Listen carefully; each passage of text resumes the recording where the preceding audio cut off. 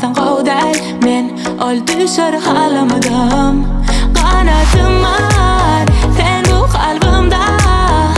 Yaşayanım için men seni sevganim için.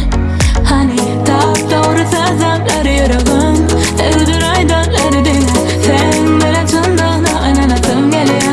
Anlar beni hani doğru sözler yüreğim sevgi aydanları dinle. Sen bilen çındığına anlattım geliyor. Anlar beni.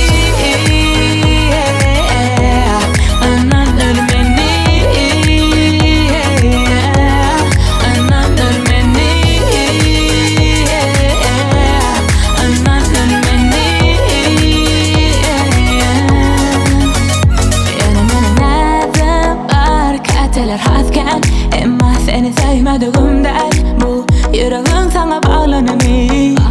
Arzularım var kan yıldızlardan.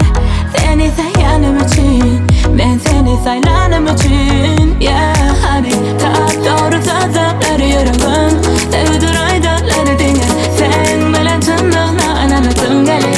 Anlar beni hani doğru sözler yüreğim sevgi aydanları dinle. Sen bilen çındığına anlattım geliyor.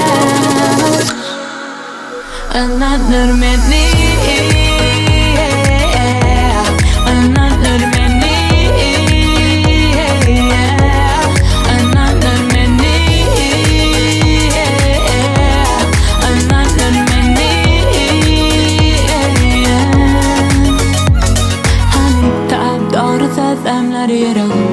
Sevdir aydanları dinle. Sen bilen çındığına anlattım geliyor.